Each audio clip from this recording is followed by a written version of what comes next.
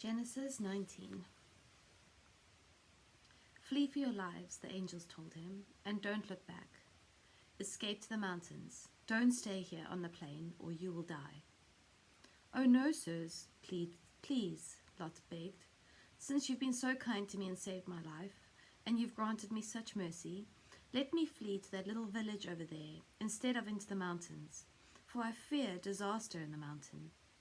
See, the village is close by, and it is just a small one. Please, let me go there instead. Don't you see how small it is? And my life will be saved. All right, the angel said. I accept your proposition and won't destroy that little city. But hurry, for I can do nothing until you are there. From that time on, that village was named Zor, meaning little city. The sun was rising as Lot reached the village. Then the Lord rained down fire and flaming tar from heaven upon Sodom and Gomorrah, and utterly destroyed them, along with the other cities and villages of the plain, eliminating all life, people, plants, and animals alike. But Lot's wife looked back as she was following along behind him, and became a pillar of salt.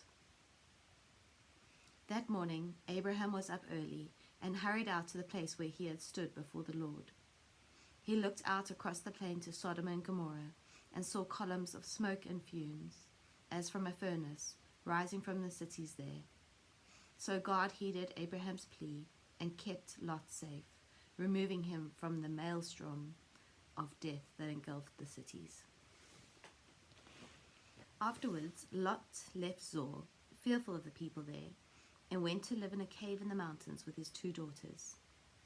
One day the older girl said to her sister, "There isn't a man anywhere in this entire area that our father would let us marry, and our father will soon be too old for having children. Come, let's fill him with wine, and then we will sleep with him, so that our clan will not come to an end." So they got him drunk that night, and the older girl went in and had sexual intercourse with her father, but he was unaware of her lying down or getting up again. The next morning she said to her younger sister, "I slept with my father last night. Let's fill him with wine again tonight, and you go in and lie with him, so that our family line will continue." So they got him drunk again that night, and the younger girl went in and lay with him. And as before, he didn't know that anyone was there. And so it was that both girls became pregnant from their father. The older girl's baby was named Moab. He became the ancestor of the nation of the Moabites. The name of the younger girl's baby was Ben-Ami. He became the ancestor of the nation of the Ammonites. Now Abraham moved south to Negeb and settled between Kadesh and Shur. One day when visiting Genesis 20. One day when visiting the city of Gerar, he declared that Sarah was his sister. Then King Abimelech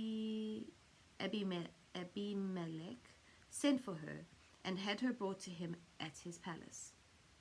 And that night God came to him in a dream and told him, "You are a dead man, for that woman you took is married." But Abimelech hadn't slept with her yet, so he said, "Lord, will you slay an innocent man?" He told me, "She is my sister," and she herself said, "Yes, he is my brother. I hadn't the slightest intention of doing anything wrong." "Yes, I know," the Lord replied. "That is why I held you back from sinning against me. That is why I didn't let you touch her. Now, restore her to her husband, and he will pray for you, for he is a prophet, and you shall live. But if you don't return her to him, you are doomed to death along with all your household." The king was up early the next morning and hastily called a meeting of all the palace personnel and told them what had happened. A great fear swept through the crowd. Then the king called for Abraham. "What is this you've done to us?" he demanded. "What have I done that deserves a treatment like this, to make me and my kingdom guilty of this great sin? Who would suspect that you would do a thing like this to me? Whatever made you think of this vile deed?" "Well," Abraham said, "I figured this to be a godless place. They will want my wife and will kill me to get her, I thought. And besides, she is my sister, or at least a half-sister, We both have the same father, and I married her. And when God sent me traveling far from my childhood home, I told her, have the kindness to mention, wherever we come, that you are my sister. Then King Abimelech took sheep and oxen and servants, both men and women, and gave them to Abraham, and returned Sarah his wife to him. Look my kingdom over, and choose the place where you want to live, the king told him. Then he turned to Sarah. Look, he said, I am giving your brother 1,000 silver pieces as damages for what I did, to compensate for any embarrassment and to settle any claim against me regarding this matter. Now justice has been done. Then Abraham prayed, asking God to cure the king and queen and the other women of the household, so that they could have children. For God had stricken all the women with barrenness to punish Abimelech for taking Abraham's wife. Genesis 21.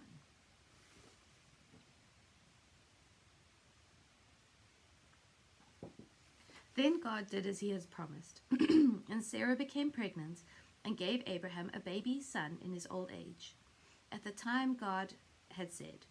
And Abraham named him Isaac, meaning laughter. 8 days after he was born, Abraham circumcised him, as God required. Abraham was 100 years old at that time. And Sarah declared, God has brought me laughter. All who hear about this shall rejoice with me. For who would have dreamed that I would ever have a baby? Yet I have given Abraham a child in his old age. Time went by, and the child grew and was weaned, and Abraham gave a party to celebrate the happy occasion. But when Sarah noticed Ishmael, the son of Abraham, and the Egyptian girl Hagar, teasing Isaac, she turned upon Abraham and demanded, Get rid of that slave girl and her son. He is not going to share your property with my son. I won't have it. This upset Abraham very much, for after all, Ishmael too was his son. But God told Abraham, Don't be upset over the boy or your slave girl wife. Do as Sarah says, for Isaac is the son through whom my promise will be fulfilled. And I will make a nation of the descendants of the slave girl's son too, because he also is yours. So Abraham got up the next morning, prepared food for the journey, and strapped a canteen of water to Hagar's shoulders, and sent her away with their son. She walked out into the wilderness of Beersheba, wandering aimlessly. When the water was gone, she left the youth in the shade of a bush, and went off and sat down 100 yards or so away. I don't want to watch him die, she said, and burst into tears, sobbing wildly. Then God heard the boy crying, and the angel of God called to Hagar from the sky, Hagar, what's wrong? Don't be afraid, for God has heard the lad's cries as he is lying there. Go and get him and comfort him, for I will make a great nation from his descendants. Then God opened her eyes, and she saw well. So she refilled the canteen and gave the lad a drink. And God blessed the boy, and he grew up in the wilderness of Paran, and became an expert archer, and his mother arranged a marriage for him with a girl from Egypt.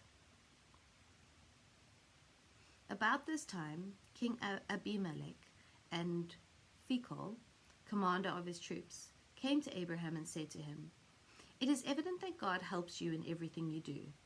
Swear to me by God's name that you won't defraud me or my son or my grandson, but that you will be on friendly terms with my country, as I have been towards you. Abraham replied, All right, I swear to it.